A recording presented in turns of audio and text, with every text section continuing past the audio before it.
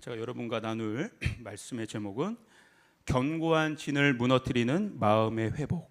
견고한 진을 무너뜨리는 마음의 회복, 그리고 회심을 넘어서 제자로라는 제목으로 함께 말씀을 나누기 원합니다. 여러분, 예수를 믿는 나, 하나님을 믿는 나에 대한 성경적인 인식, 그 키워드는 바로 성전입니다. 영혼, 육, 나의 몸을 이루는 이 전인적인 몸 자체가 성령이 거하시는 전, 즉 성전이라는 사실, 이것이 굉장히 중요한 그리스도인의 정체성이에요. 여러분 믿으십니까? 내가 성령이 거하시는 성령의 전이다. 이 인식을 갖는 것이 실제적으로 굉장히 중요한 거예요. 그래서 내가 예수님을 믿고 구원을 받았다, 이 말은 다른 말로 하면 이제 나는 성령께서 거하시는 성전이 되었다라는 뜻이에요. 여러분 이거를 동일하게 생각하셔야 돼요. 나는 예수님 믿고 구원받았다는 것은 또 아멘 하지만 내가 성령이 거하시는 성전이다라는 생각도 동일하게 확신 가운데 여러분들이 고백할 수 있어야 됩니다. 그래서 우리가 잘 아는 것처럼 한번 보실까요? 고린도전서 6장 19절 20절 우리 한 목소리로 한번 읽어보겠습니다. 자, 시작.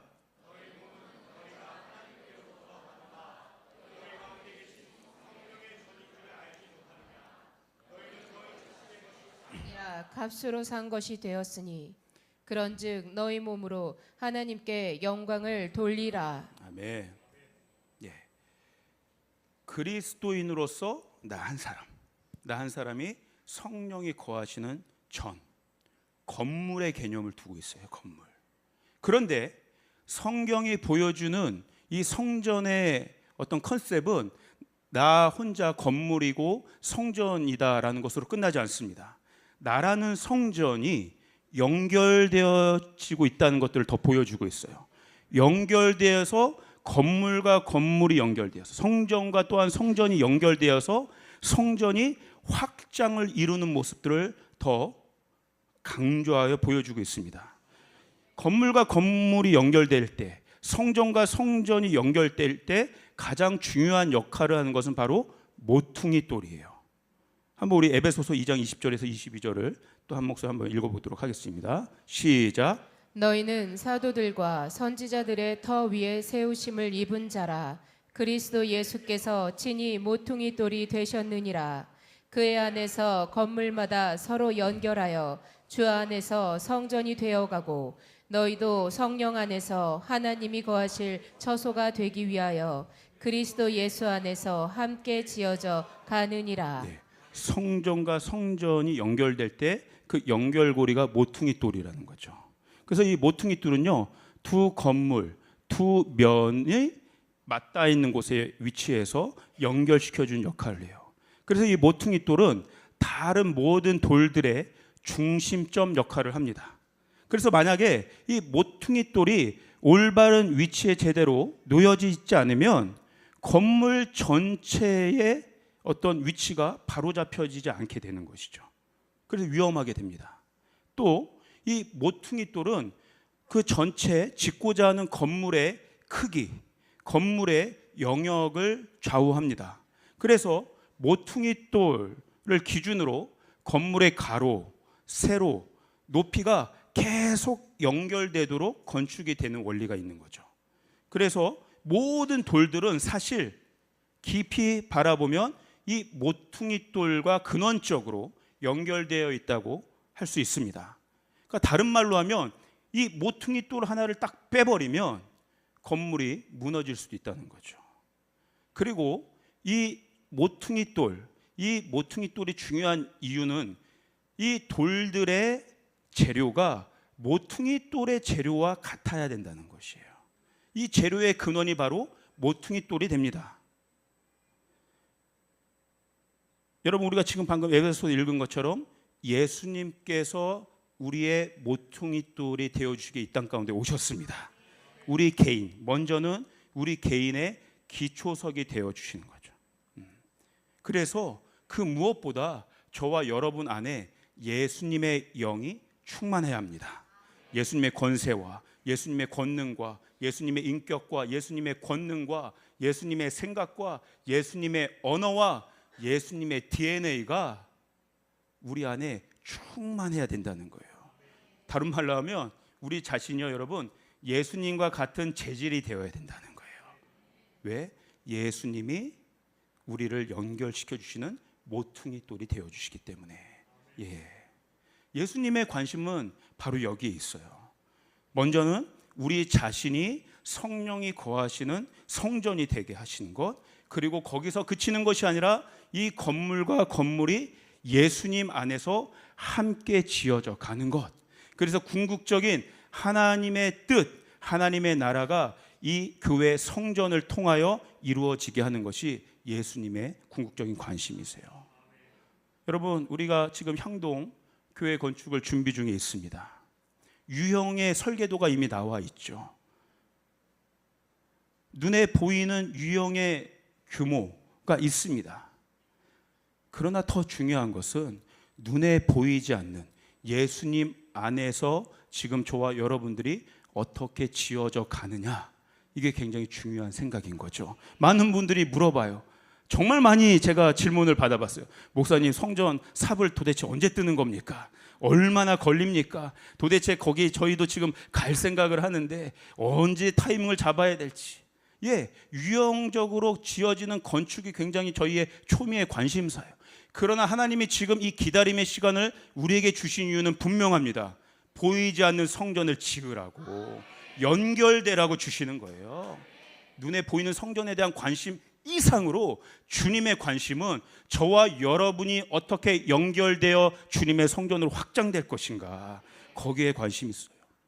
그러니까 아무리 눈에 보이는 건물이 지어진다 하더라도 여러분, 우리가 누구 한 사람을 품을 수 없는 그런 사이즈밖에 안 된다며, 그 교회, 눈에 보이는 교회는 수천 명이 들어가는 건물 사이즈라 하더라도 실제 저와 여러분들이 연결되어 있지 않아서 누구 한 사람이라도 제대로 담을 수 없는 사이즈라면 그게 무슨 소용이 있겠어요. 그러나 여러분, 비록 또 눈에 보이는 한계적인 교회 건물이라 할지라도, 정해져 있는 그 땅 평수에 지어지는 건물이라 하더라도 저와 여러분들이 모퉁이 돌 대신 예수님으로 연결되면 열방과 모든 민족과 모든 나라들을 품을 수 있는 사이즈가 될 줄 믿습니다. 우리가 어떻게 예수님이라는 모퉁이 돌에 연결되느냐에 따라 그 사이즈는 무한대로 늘어날 수 있는 거예요. 여러분, 요한계시록 21장이 바로 이 비전을 보여주고 있지 않아요? 사도 요한이 새 하늘과 새 땅이 내려오는 것을 봐요. 그리고 예루살렘 도시가 내려오는 것을 봐요. 그 다음에 성전을 찾아봅니다. 보니까 성전이 없어요. 와, 하나님과 어린 양 예수 그리스도 자체가 성전이신 거예요. 하나님과 그 어린 양 예수 자체가 예루살렘 도시를 덮고 계신 거예요. 온 하늘과 온 땅을 덮고 계신 거예요. 무한대의 사이즈인 거예요, 성전이. 그러니까 마지막 날 주님 오실 때 이루어질 하나님 나라의 성전의 사이즈는 모든 민족과 열방과 나라를 품고도 남을 만한 어마어마한 사이즈가 되는 것입니다. 오늘 저와 여러분 안에 이 소망이 있었으면 좋겠어요. 우리가 진짜 만들고 싶은, 건축하고 싶은 교회가 뭐냐? 모든 나라와 열방을 품을 수 있는 주님의 교회. 아멘. 그러기 위해서는 굉장히 중요한 말씀이 있습니다. 우리가 서로 온전히 합해져야 돼요. 우리 고린도전서 1장 10절을 한번 같이 읽도록 하겠습니다. 시작. 형제들아, 내가 우리 주 예수 그리스도의 이름으로 너희를 권하노니 모두가 같은 말을 하고 너희 가운데 분쟁이 없이 같은 마음과 같은 뜻으로 온전히 합하라. 아멘. 이 고린도 교회에 주신 말씀 아니겠습니까? 고린도 교회 성도들 한 명 한 명 보면 그 사람들 한 사람 한 사람이 다 성령이 거하시는 성전 같아 보였어요. 다 은사들을 받고 신령한 예배들을 드리고 뭔가 방언으로 하고. 그런데 문제는 뭐였어요? 성전과 성전, 건물과 건물이 연결되어 있지 않은 상태가 된 거예요. 그러니까 외부의 사람들은 말할 것도 없고 그 교회 안에 있는 사람들 안에서도 소외되는 사람들이 일어나기 시작한 거죠. 끼리끼리 문화가 생겨나기 시작한 거예요. 그리고 분쟁합니다. 싸웁니다. 당파가 일어나요. 누구는 나는 누구 파, 너는 누구 파, 누가 더 낫냐, 누가 더 옳으냐. 건물과 건물이 연결되어 있지 않는 상태인 거예요. 여기 보면 온전히 합하라라는 말이 있어요. 온전히 합하다는 것은요, 그림 언어예요. 어떤 모습이냐면 여러분 톱니를 한번 생각해 보세요.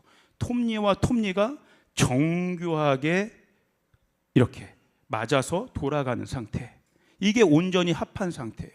톱니와 톱니가 정교하게 맞아 돌아가는 상태. 그런데 만약에 이 톱니와 톱니가 맞춰지지 않고 자기네들끼리 돌아간다고 생각해 보십시오. 그리고 돌아가면서 부딪힌다고 한번 생각해 보십시오. 그러면 불꽃만 튀깁니다. 듣기 싫은 쇠소리만 들립니다. 그리고 맞아 들어가지 않은 그 구멍, 그 틈 사이로 사단이 침투해 들어가요. 작은 여우가 끼어 들어가요. 뭔가 나는 열심히 돌아, 저 사람도 열심히 돌아, 같이 뭔가 열심을 내는데 막상 정작 합해서 돌아가지 않으면 둘 다 성전으로 열심히 도는 것 같지만 오히려 그 사이에 사단이 틈타고 들 가능성도 크다는 거예요. 바울은 지금 고린도 교회에 이것을 경고하는 것입니다. 여러분, 시계 태엽을 한번 생각해 보세요. 이만한 어마어마한 금장식을 한 대형 시계든 정말 나 혼자 차고 다니는 요만한 그런 시계든 중요한 것은 무엇입니까? 시계가 가는 것이 중요한 거죠. 아무리 크고 화려한 시계라고 할지라도 태엽과 태엽이 맞아 돌아가지 않으면 시계가 돌아가지 않는다는 거예요. 시침과 분침이 돌아가지 않습니다. 그러나 작은 시계여도 좀 연약해 보고 부족해 보일지라도 태엽과 태엽이 잘 맞아 돌아가면 정확하게 시간과 분이 돌아가게 돼 있는 것이죠. 여러분, 우리가 뭔가 우리 스스로의 열심을 내는 것이 중요한 것이 아니라 저와 여러분들, 우리 모든 성도들이 이 시계처럼, 시계의 태엽처럼 정교하게 맞아서 하나님의 시간이 흘러가게 하는 것이 중요한 것이죠. 하나님의 역사가 일어나게 하는 것이 중요한 것이죠. 하나님의 뜻이 이 교회를 통하여, 우리 공동체를 통하여, 건물과 건물이 연결된 이 교회를 통하여 하나님의 역사가 일어나는 것이 중요한 것이죠. 주님 여기에 관심 있으시다는 거예요.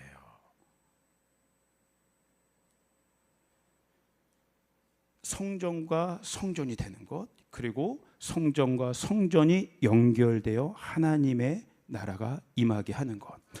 특별히 오늘 저는 그 먼저 번, 내가 어떻게 성전이 되어야 되는가를 조금 더 여러분과 관심 있게 좀 보기 원합니다. 여러분 그리스도인 맞으시죠? 아멘. 맞으시죠? 아멘. 그리스도인 맞습니다. 저도. 그런데 우리가 그리스도인이라는 인식을 하게 될 때 여러분 나름대로 마음에 각오를 하셔야 되는 게 있어요. 마음 단단히 먹어야 되는 부분들이 있어요. 내가 그리스도인이 된다는 순간부터, 내가 하나님의 자녀가 된다는 순간부터 어떤 것을 마음을 먹어야 되냐면 내 마음을 사용하고 내 마음을 다스리는 법을 놓고 치열한 싸움을 벌이는 일들이 이제 생겨난다는 거예요. 예외가 없습니다. 예수 안 믿는 사람은 말할 것도 없고 예수 안에 있는 저와 여러분들 안에 내 마음을 사용하고 마음을 다스리는 법을 놓고 치열한 영적인 전쟁들이 벌어진다는 것, 이것이 우리 앞에 놓여져 있다는 것, 누구 하나 피해갈 수 없는 사실이라는 거예요. 이거 마음 단단히 먹고 계셔야 되는 거예요. 고린도후서 11장 3절 한번 보시겠어요? 제가 한번 읽어볼게요. 뱀이 그 간계로 하와를 미혹한 것 같이 너희 마음이 그리스도를 향하는 진실함과 깨끗함에서 떠나 부패할까 두려워하노라. 하와가 하나님의 사람이었습니다. 하나님의 백성이었어요. 하나님이 친히 창조하신 하나님의 형상이었어요. 그런데 어떤 일이 생겼어요? 미혹당하는 일이 있었어요.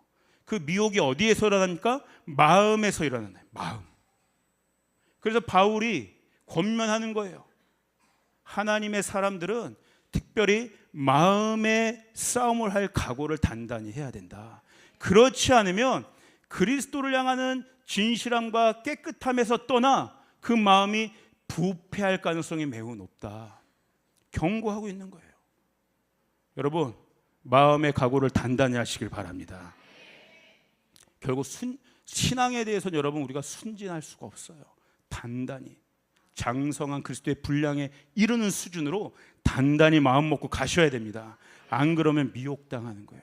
안 그러면 마음을 빼앗기게 되는 거예요. 여러분 그래서 우리의 영적 싸움의 실체는 바로 마음의 소유권을 놓고 벌이는 싸움이에요. 여러분 분명히 아시길 바랍니다. 사단이 가장 원하는 게 무엇이냐? 우리의 대적 사단이 가장 갖고 싶어하는 것이 무엇이냐? 바로 나의 마음이라는 거예요. 여러분의 마음 원하는 거예요. 사단도 돈이 별로 필요 없습니다, 여러분. 영적인 존재예요. 사단이 뭐 물질적인 게 사단이 뭐가 필요하겠어요? 사단이 진짜 원하는 거 저와 여러분의 마음을 빼앗고 싶어 한다는 거예요. 그래서 우리의 영적인 싸움의 실체는 우리의 마음을 어떻게든지 지배하고 빼앗고 소유하려고 하는 사단과 그 마음을 지키고 빼앗겼다면 다시 되찾아오려고 하는 성도의 치열한 싸움이에요. 우리가 잘 아는 고린도전서 10장의 말씀이 있어요.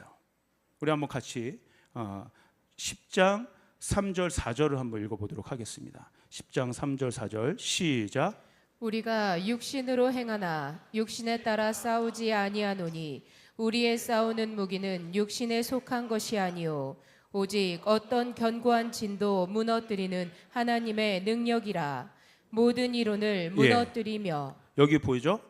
오직 어떠한 견고한 진도 무너뜨리는 하나님의 능력. 자, 견고한 진이라는 단어에 여러분 주목하시길 바랍니다. 견고한 진을 여러 가지로 해석할 수 있지만 오늘 저는 마음에 대해서 여러분과 이야기 나누고 있습니다. 이럴 때 견고한 진은 어떤 거냐면 다른 게 아니에요.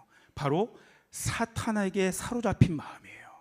사탄에게 빼앗긴 마음이라고 보면 돼요. 이걸 무너뜨려야 된다는 거예요. 사탄에게 빼앗겨져서 사탄의 소유가 된 이 견고한 진이 오늘 이 시간 무너지기를 예수의 이름으로 선포합니다. 이거 되찾아오라는 거예요. 이게 사실 진이라는 건요, 여러분 캠프죠. 이게 사실은 그 군대 용어입니다. 군대, 요새, 포트리스. 그래서 그 캠프를 두고 서로 쟁탈전이 벌어지는 거예요. 누가 그 캠프, 그 진을 누가 차지할 것인가. 그러니까 아군과 적군이 그 진을 놓고 내 마음이라고 하는 캠프를 놓고 어마어마한 영적 전쟁을 벌이고 있는 거예요. 결국 우리 마음 가운데 누구의 깃발을 꽂을 것이냐의 싸움이에요. 사단의 깃발이 꽂힐 것이냐, 그리스도 승리의 깃발을 꽂을 것이냐. 아멘. 여러분 그리스도 예수의 승리의 깃발을 꽂으시길 바랍니다. 사단에게 빼앗기지 마시길 바랍니다. 그래서 철저하게 이건요 영적인 싸움이에요. 여러분 이 마음의 소유권을 놓고 싸우는 사람들이 가져야 될 영적인 인식이 있어요. 3절 한번 다시 보겠습니다. 3절 4절 여러분 잘 아셔야 돼요. 사람의 힘으로는 절대 싸울 수 없어요. 다시 한번 말씀을 좀 띄워주시죠. 10장 3절 4절. 사람의 힘, 육신에 따라 싸우지 못한다는 거예요. 사람의 방법과 사람의 능력으로는 이거는 싸울 수 없는 전쟁이라는 거예요. 왜? 영적이기 때문에. 반대로 그럼 뭐예요? 4절에 하나님의 능력으로만 이 싸움을 싸울 수 있다는 거예요. 하나님의 능력으로만 이길 수 있는 전쟁이라는 것이에요. 아멘. 여러분 이거 우리 오늘 이 밤 명확하게 하고 가셨으면 좋겠어요. 내 힘으로 이 모든 문제들 해결할 수 없다. 하나님의 능력, 내 마음의 문제 하나님의 능력으로 해결받을 수 있다. 아멘. 5절 6절 한번 같이 읽어볼까요? 5절 6절 시작. 하나님 아는 것을 대적하여 높아진 것을 다 무너뜨리고 모든 생각을 사로잡아 그리스도에게 복종하게 하니 너희의 복종이 온전하게 될 때 모든 복종하지 않는 것을 벌하려고 준비하는 중에 있노라. 아멘. 하나님의 능력을 어떻게 발휘할 수 있느냐? 너무나 성경은 명확하게 이야기합니다. 하나님께 복종해야 된다. 하나님께 복종해야 된다. 이 말은 뭐예요? 로드십을 철저하게 세워야 된다는 거예요. 누구를 내 인생의 진짜 주인으로 세울 것인가? 1순위부터 2순위, 3순위, 4순위 이 우선순위에서 가장 위에 있는 1순위에 너는 무엇을 놓고 살 것인가의 문제인 거예요. 여러분 보세요. 2순위, 3순위, 4순위 모든 1순위 밑에 있는 것들은요 1순위를 위해 존재하는 거예요. 만약에 하나님이 2순위, 3순위로 내려가 있고 우리의 마음 깊은 곳에 1순위에 돈이 있다고 예를 들면 생각해 봅시다. 그러면 돈을 1번으로 생각하고 하나님을 그 다음 조금 2번으로 생각하는 그런 차원이 아니라 결국 하나님도 내 신앙의 진짜 은밀한 목적도 뭘 위해 존재하는 거예요? 돈을 위해 존재한다는 거예요. 결정적인 순간에 돈 앞에서 내 마음이 빼앗겨지게 된다는 것이에요. 사단이 돈이라는 강력한 도구를 통해서 내 마음을 사로잡을 가능성이 크다는 거예요. 마치 우리는 하나님을 믿는 것 같은데, 하나님을 의지하는 것 같은데, 아니 깊이 들어가 보면 하나님도 그것을 위해서 내가 교묘하게 하나님을 수단화시킬 가능성이 크다는 거예요. 우리 커버넌트 교육이 그런 거 아니겠습니까? 하나님을 1순위로 놓기 때문에 교육이, 자녀 교육이 우상이 될 수 없는 것이죠. 하나님만을 섬기는 교육을 하겠다. 하나님만을 섬기는 재정을 일으키겠다. 하나님만을 섬기는 선교를 일으키겠다. 나의 왕국을 세우는 것이 아니라 진짜 킹덤 오브 갓을 세우는 하나님 나라의 미션들.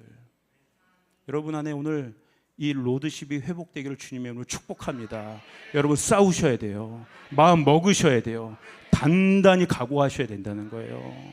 하나님 2순위로 하나님 놓거나 저 10순위에 하나님이 밀리거나 그게 그거예요. 1순위 밑에 있으면 모든 게 1순위를 위해 존재한다니까요. 아, 이 정도면 2순위 이 정도면 난 그래도 괜찮은 신앙인 아니야? 절대 그렇지 않은 거예요. 1순위를 위해 존재할 뿐인 것입니다. 그러니까 여러분 철저하게 로드십을 주님께 놓으셔야 돼요. 하나님은 우리에게 뭔가를 나쁘게 하고자 하거나 뭔가를 우리에게 해롭게 하거나 뭔가 우리를 빼앗기 위해서 우리에게 복종하라고 하시는 게 아니잖아요. 이기게 하기 위해서, 승리케 하기 위해서, 사단에게 빼앗겼던 그 마음을 되찾게 하기 위해서 복종하라는 것이잖아요. 하나님을 오해하지 않으셨으면 좋겠습니다.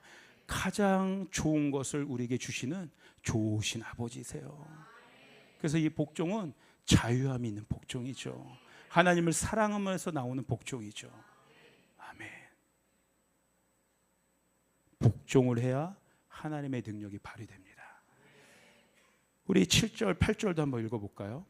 고린도후서 10장 7절, 8절도 같이 한번 읽어보겠습니다. 시작. 너희는 외모만 보는도다. 만일 사람이 자기가 그리스도에게 속한 줄을 믿을진대 자기가 그리스도에게 속한 것 같이 우리도 그러한 줄을 자기 속으로 다시 생각할 것이라.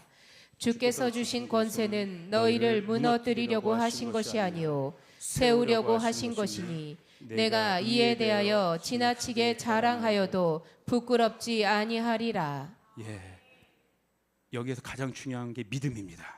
바울이 뭐라고 권면하고 있어요? 내가 그리스도에게 속한 자임을 믿어야 한다. 믿어야 한다는 거예요. 누구 편인가? 나는 그리스도에게 속한 편이다. 나는 이미 변화된 존재다. 내게 자녀의 권세가 있다. 나에게 자녀의 권능이 있다. 주님은 나를 그렇게 보신다는 거예요. 그리스도 안에 있는 나의 모습으로. 내가 연약하고 부족하고 뭔가 넘어지고 낙담하고 세상에선 별 볼 일 없는 것 같이 나 자신을 볼 수 있고 세상도 나를 그렇게 볼 수 있지만 주님만은 그렇게 보시지 않는다는 거예요. 그리스도 안에 내가 있다. 온전해진 나의 모습으로 본다는 거예요. 이거를 믿어야 된다는 거예요. 믿어야 돼요. 지식으로 동의하는 수준이 아니라 믿어야 된다는 것이죠.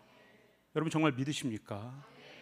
결국 저도 마찬가지지만 저도 결정적인 순간에 이 아이덴티티가 흔들릴 때가 있어서 문제지만 결국 우리 성도들도 제가 이렇게 많이 이렇게 접해보면 정말 어려운 순간이 바로 이럴 때인 것 같아요.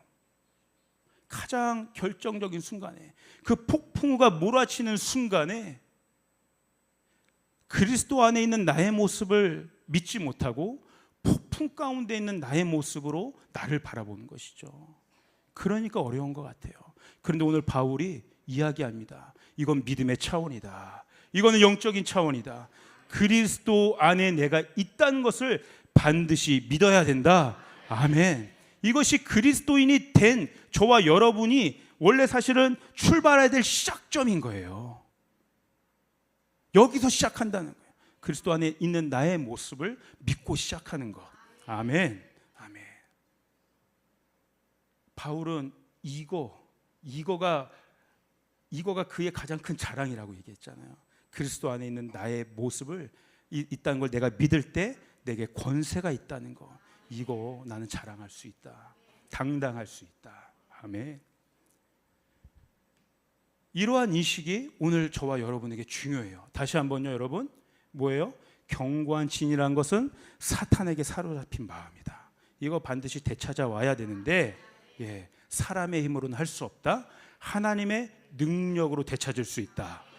그러기 위해서 우리는 철저하게 주님께 복종해야 되는데 그것은 로드십을 회복하는 일이다. 그리고 그 로드십을 회복함에 있어서 가장 중요한 것은 이미 내가 그리스도 안에 있는 존재임을 믿어야 한다는 것이에요. 아멘.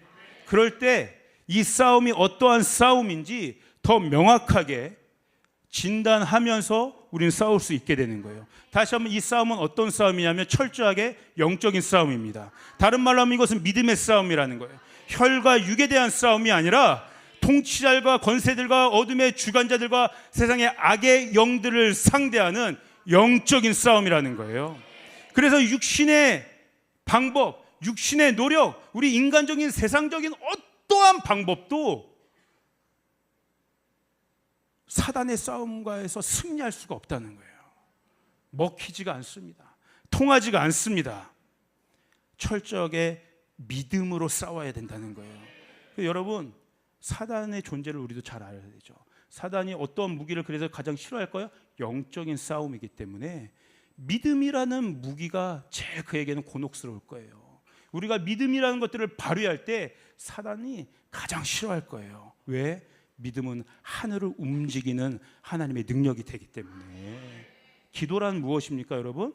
믿음을 표현하는 통로가 되는 것이죠. 내게 믿음이 있다. 내가 지금 믿음을 발휘한다. 여러분, 어떻게 증명하시겠습니까? 여러분이 믿음이 있다는 것들을 어떻게 증거하시겠습니까? 기도로 발휘하게 되는 것이죠. 주님, 이 문제 내 힘으로 해결할 수 없습니다. 그러나 주님 도와주시면, 하나님이 역사하시면 이 문제 해결될 줄 믿습니다. 사단이 떠나가게 될 줄 믿습니다. 믿음이 있는 자는 기도하지 말래도 기도할 수밖에 없는 것이에요. 다시 한번요. 믿음이 있다는 증거는 뭐예요? 우리가 기도하고 있다는 거. 왜? 믿음이 뭐로 표현돼요? 밖으로 기도로 표현된다는 거예요. 아멘. 오늘 이 시간 이 믿음이란 무기가 오늘 우리 가운데 어마어마하게 활용되어 있는 밤이 되기를 믿으며 축복합니다. 그래서 그 어느 때보다 오늘 기도의 시간들이 뜨거워질 것입니다. 아멘. 그리고 이 싸움은 결국 어떤 싸움이냐면 자유를 위한 싸움이에요. 육신적으로든 정신적으로든 사단은 어떤 존재예요? 우리를 묶어버리려고 해요. 자유케 하지 못하게 하려고 하는 거죠. 재정으로 묶고, 육체의 질병으로 묶고, 잘못된 관계로 묶고, 세상적 근심으로 묶고, 중독으로 묶고, 감정의 영역으로, 혼의 영역으로 우리를 묶어버려요. 자유하게 하지 못하려고. 그래서 오늘 우리가 믿음을 놓고 기도한다고 했을 땐 모든 묶임으로부터 우리가 자유될 것들을 선포하는 것이 오늘 우리가 믿음으로 기도하는 일일 줄 믿습니다. 재정의 묶임, 과거의 묶임, 생각의 묶임, 잘못된 관계의 묶임, 중독의 묶임은 예수의 보혈, 예수의 이름으로 풀릴지어다. 여러분, 사단에 대해서 푸는 자들이 되시길 바랍니다. 땅에서 풀면 하늘에서 풀리게 되어 있습니다. 이것이 오늘 주님이 우리에게 주신 너무나 놀라운 능력의 선물인 것이에요. 우리에게 능력이 있다, 권세가 있다. 땅에서 풀면, 사단이, 이 공중권세 잡은 사단이 우리를 묶으려고 할 때 우리가 그 천국의 열쇠를 땅에서 사용하면 하늘에서 풀리게 되어 있다. 여러분, 푸는 사역들이 오늘 이 가운데 일어나길 축복합니다. 참고로 얘기하면 우리에게 매는 사역도 권능도 있는 거죠. 무엇을 묶어야 되겠습니까? 무엇을 매야 되겠습니까? 사단에 대해서는 우리가 푸는 사역을 해야 될 것이고, 우리 사람에 대해서는 사랑의 띠로, 성령의 띠로 하나 되어 묶이게 하는 기도를 여러분들이 하셔야 돼요. 하나님, 오늘 우리 조이풀 모든 공동체, 우리 스몰원들, 우리 모든 가족들 성령의 띠로 묶어 주시옵소서. 사랑의 띠로 묶어 주시옵소서. 톱니와 톱니가 맞물려서 하나님의 일들이 돌아가게 되듯이 오늘 여기 있는 모든 지체들의 마음과 생각과 뜻이 온전히 합해지는 시간 되게 하여 주시옵소서. 같은 말, 같은 마음, 같은 뜻이 오늘 이 성전 가운데 풀리고 역사될 줄 믿습니다. 아멘. 아멘. 자유를 위한 싸움이 되는 거예요. 세 번째는 미혹에 대한 싸움이에요. 조지훈 목사님도 최근 마가의 다락방에서 그렇게 설교하셨고, 블레싱 때도 고 목사님이 그런 얘기하셨어요. 지금 이 시즌에 느끼는 가장 강력한 영 중에 하나가 그 우리를 교묘하게 속이고 쓰러뜨리고 넘어뜨리고 무너뜨리려고 하는 미혹의 영이 너무나 활개를 치고 있다고. 여러분, 우리가 이거 영적으로 잘 깨어 분별해야 될 줄 믿습니다. 여러분, 미혹되면 안 됩니다. 분명한 통찰력과 분별력을 가지고 깨어 기도하고 하나님이 원하시는 것이 무엇인지, 하나님의 선하시고 기뻐하시고 온전한 뜻이 무엇인지 분별하며 나아갈 때예요. 안 그러면 먹힌다는 거예요. 속절없이 당하고 만다는 거예요. 미혹해 하는 모든 영들 예수의 이름으로 묶임받고 떠날지어다. 아멘. 그리고 지금 얘기한 것처럼 이 싸움은 결국 하나님의 뜻을 이루는 싸움이에요. 때로는 이 경관진을 무너뜨린 이 싸움은 굉장히 수동적으로 느낄 수도 있지만 이 부분에 있어서만큼은 우리가 공격적으로 나가야 되는 것이죠. 하나님의 뜻이 우리를 통해 이루어진다. 예, 우리는 하나님의 뜻을 이루는 사람들이다. 나를 통하여, 우리 공동체를 통하여, 우리 가족을 통하여 하나님의 뜻이 이루어진다. 왜? 그 하나님의 뜻이 결국 나에게도 축복이 되기 때문에 여러분, 믿음으로 적극적으로 싸워 이기는 여러분 되시기를 바랍니다. 그리고 마지막으로 이 싸움의 가장 큰 특징 중에 하나는 이것은 일생을 놓고 버리는 싸움이라는 거예요. 그렇지 않습니까? 마음의 싸움이라는 게, 마음의 싸움은요 죽을 때까지, 사실 주님 다시 오실 때까지 완전히 해결되진 않아요. 그러니까 또 각오하셔야 되는 거예요. 나 지난주엔 승리한 것 같았는데 이번 주에는 왜 이렇게 지금 또 저 바닥을 기는 것 같지? 그렇다는 거예요. 그럴 수 있다는 거예요. 그러니까 마음 단단히 먹으셔야 되는 거예요. 사단이 우는 사자와 같이 어떻게든지 우리의 틈을 타고 들 테니까 그럴 수 있구나. 이거 일생 동안 마음 단단히 먹고 싸워야 되는 거구나. 어제의 신앙과 경험이요 오늘을 보장해 주지 않는 거예요. 오늘 하루하루 내가 성령의 전이 되어야 하는 것입니다. 그래서 정말 저는 바울의 고백이, 제가 이 말씀을 준비하면서 저도 너무나 사모되었어요. 저와 우리 모든 조이풀 성도들 정말 저 마지막 때까지 우리가 치열하게 영적인 전쟁을 하면서 동일하게 이 고백했으면 좋겠다. 나는 선한 싸움을 싸우고 나의 달려갈 길을 마치고 믿음을 지켰습니다. 아멘. 이렇게 얘기할 수 있었으면 좋겠다. 당당하게 이렇게 선포할 수 있었으면 좋겠다. 우리 옆 사람에게 좀 권면해 보실래요? 믿음의 선한 싸움을 싸웁시다. 예. 믿음의 선한 싸움을 싸웁시다, 여러분. 예. 정말 이게 소망되어졌어요. 끝까지. 잠깐 반짝이고 마는 게 아니라 끝까지. 그러니까 여러분, 저와 여러분들이 오늘 이 시간 성령으로 충만해져야 됩니다. 다시 한번 사람의 힘으로는 안 돼요. 오직 하나님의 능력, 성령으로만 가능합니다.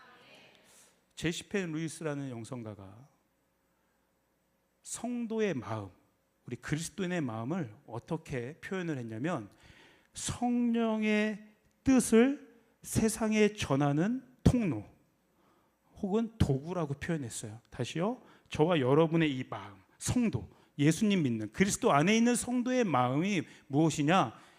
성령께서 성령의 뜻을 세상에 전달하고 이루게 하시는 도구라고 표현하셨어요.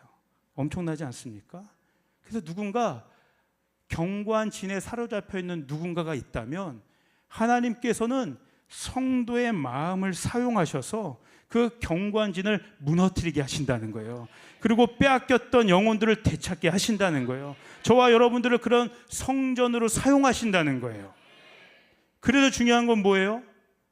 생명의 성령의 법이 나를 소유하실 수 있도록, 성령이 나의 마음을 완전히 소유하실 수 있도록 내가 성령에 사로잡혀야 된다는 거예요. 생명의 성령의 법이 나를 지배한다. 죄와 사망의 법은 예수의 십자가에서 이미 제거되었다. 여러분, 말씀이 생명입니다. 기도가 우리의 호흡입니다. 그러므로 말씀과 기도로 날마다 거룩해져야 합니다. 그 말씀과 기도의 자리를 목숨 걸고 사수해야 돼요. 성령이 나를 사수하는 자리가 되기 때문에 말씀은 생명이고 기도는 나의 호흡이다. 그 속에서 성령이 나를 사로잡으신다. 십자가의 조명을 받는 성령이 운행하시는 그 자리에 내가 있어야 된다는 거예요. 그래서 저도 기도할 때 주님이 그러한 좀 모습을 보여주시더라고요. 이게 어떤 양철 원통인데요, 아주 깨끗해요. 너무 깨끗해요. 조금의 녹도 없는 거예요. 너무 크고 둥그런 양통의 파이프 같은 것들이 끝없이 이렇게 펼쳐졌는데 그 속에서 성령께서 마음껏 충만하게 운행하시면서 드나드시는 거예요. 왔다 갔다 왔다 갔다 왔다 갔다. 너무나 갈망되어지더라고요. 주님, 제 마음이 성령이 그렇게 자유롭게 마음껏 운행하실 수 있는 그런 마음의 통로가 됐으면 좋겠습니다. 부족하지만 주님, 저도 주님께 더 쓰임받고 싶습니다. 사용받고 싶습니다. 성령께서 나를 통하여 성령의 뜻을 전하는 통로가 제가 되고 싶습니다. 그 갈망들이 생기더라고요. 그래서 여러분, 성령께 열린 마음이 필요합니다. 이게 킹덤 마인드죠. 나의 뜻, 나의 욕망, 나의 킹덤이 아니라 성령이 이루고자 하시는 성령의 뜻, 주님의 마음이 마음껏 여기서 운행되는 성령께 열려있는 마음이 오늘 이 시간 저와 여러분 가운데 회복되기를 주님으로 축복합니다. 그래서 이 시즌 가운데 계속 선포되는 게 바로 그거잖아요. 나는 죽고 예수로 산다. 나는 죽고 예수로 산다.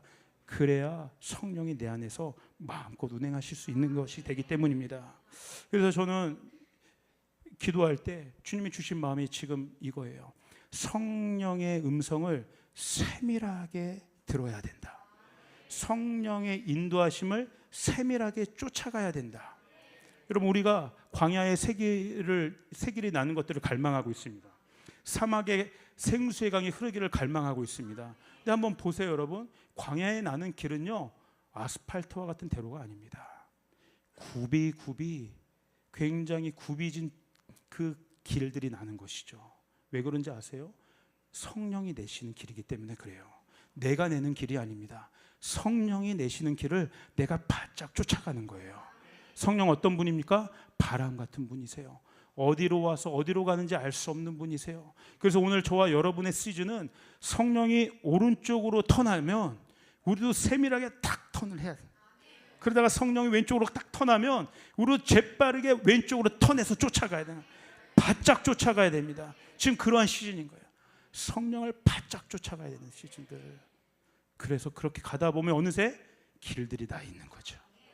성령의 길들이 나 있는 것입니다.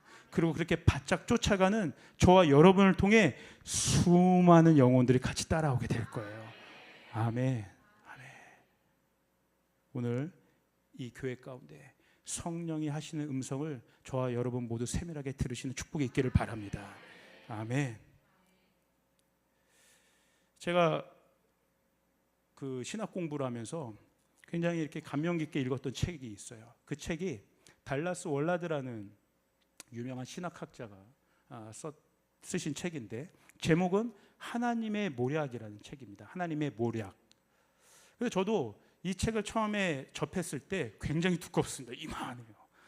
근데 이만한 책이면 별로 관심이 안 갈 만한데 제목 때문에 관심이 가더라고요. 모략. 모략하면 뭔가 하나님의 이 마지막 때 뭔가 어마어마한 전략과 하나님의 어떤 작전들 막 그런 것들이 막 있을 줄 알고 뭔가 기대감이 있었더니 하나님 이 마지막 때 이 저자는 도대체 이걸 어떻게 이것들을 풀어냈을까? 너무 궁금한 거예요. 그 책을 이렇게 읽는데 진도가 잘 안 나가더라고요. 왜냐하면 제가 기대했던 그런 내용들이 1도 안 나오는 거예요. 뭔가 막 시대를 통찰하고 막 분별하고 막 전략과 전술과 그래서 어떻게 해야 되고 어떻게 해야 되고 이게 안 나오고 오히려 하이라이트로 갈수록 어떤 장면이 계속 부각돼서 나오냐면 마태복음 5장에서 7장에 우리가 흔히 얘기하는 팔복이 포함되어 있는 예수님의 상상순의 말씀들이 그 책에 계속 기록되어서 그걸 풀어내고 있는 거예요. 여러분 알다시피 상상순은 어떤 내용이 있습니까? 마음에 관한 책인 거죠. 심령이 가난한 자, 마음이 온유한 자, 또 뭐 이쪽 뺨을 때리면 저쪽 뺨을 돌고 오리를 가자 그러면 십리를 가야 되고 원수도 사랑하라고 그러고 이게 도대체 모략이랑 무슨 관계지? 제가 그때 당시에 이게 전혀 저에게 와닿지 않았어요. 야, 이거 제목으로 요즘 말로 하면 어그로를 끈 거 아닌가? 라고 생각할 정도로 도대체 팔복과 이게 무슨 말인가? 근데 저도 부족하지만 목회를 할수록 이게 무슨 의미인지를 더 깊이 알게 되었어요. 여러분 알다시피 예수님 시대 당시는 어떤 시대입니까? 이스라엘 백성들이 로마의 압제를 받고 있는 시대였죠. 정말 말 그대로 이스라엘 백성들은 모략가를 꿈꾸고 있었어요. 모세와 같은 선지자, 그 능력, 하나님의 초자연적인 능력, 그리고 바로와 같은 로마 제국을 한 방에 단칼에 처할 어마어마한 그 작전 수행 능력을 가진 메시아를 기다리고 있었어요. 근데 예수님이 오셔서 하신 일은 뭐예요? 계속 마음 얘기만 하시는 마음. 사실은 여러분 예수님이 얼마나 마음을 강조하셨는지 아세요? 사실은 예수님이요 구약의 율법보다 모세의 율법보다 더 빡세시게 가르치신 분이에요. 뭐예요?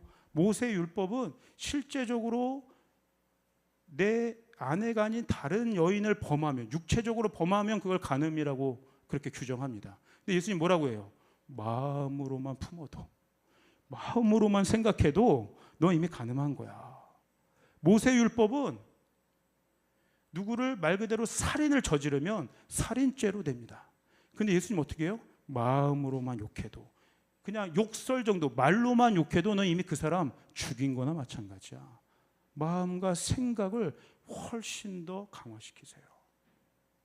근데 아마 제자들은 이 예수님의 훈련법을 깊이 파악하지 못했던 것 같아요.